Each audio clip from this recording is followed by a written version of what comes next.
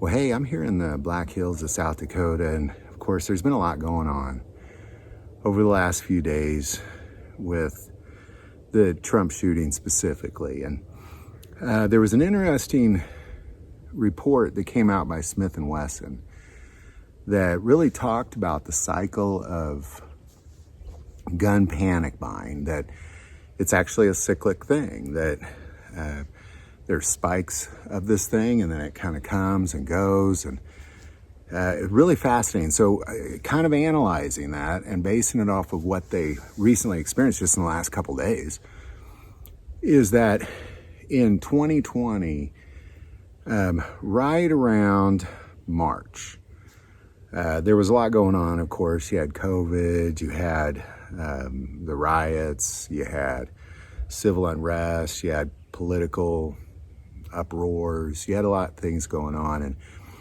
ultimately it caused people to go out and panic buy guns. And we all saw the lines, we all experienced the gun shortage, we all experienced the ammo shortage. But based off of Smith & Wesson's data, what they're seeing now is the exact same trend. That there was a spike just in the last couple days of gun purchases that very much resembled what they saw back in March of 2020.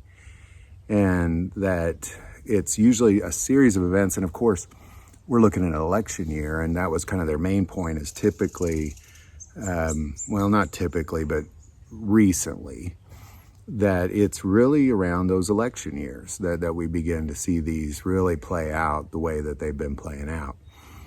And ultimately what we saw back in 2020 was there was kind of back in 2019, there was a dip in gun purchases, and it kind of was just leveling off, going down slightly, and then right around March, just a giant spike. And then it kind of went higher and higher, and now what we're seeing is that exact same thing.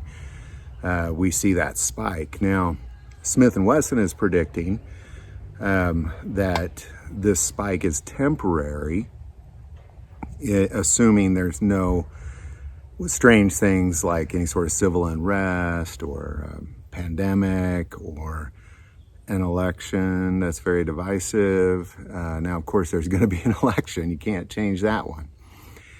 And strangely, Smith & Wesson didn't mention this, but I believe this wholeheartedly, that because of the bird flu and things like that, there's going to be, right around October, there's going to be vaccines available for the bird flu, and it's going to cause people to set into kind of more of a panic. So, but it's always one event that triggers this. In 2020, it was COVID was the event.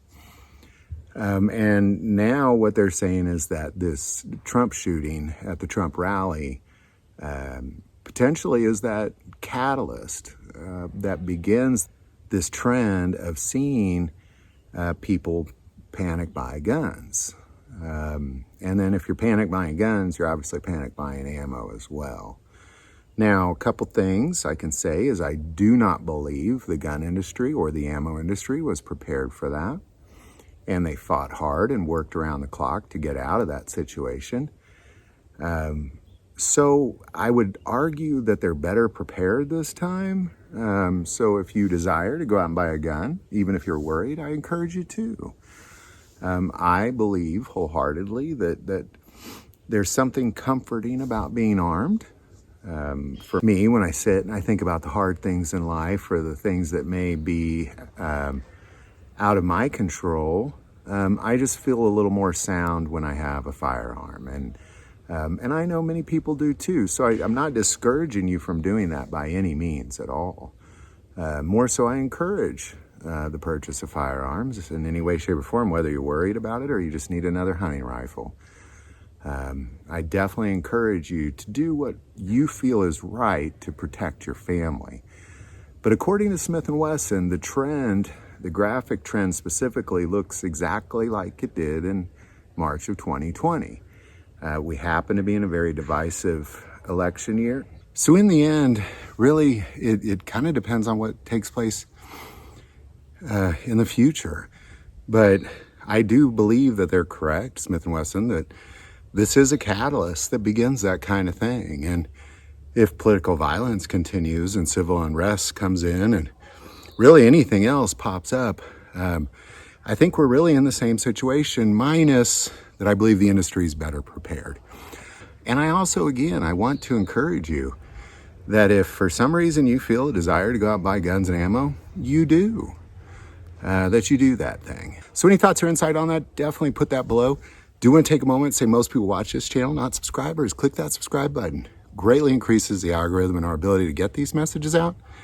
That link is also below.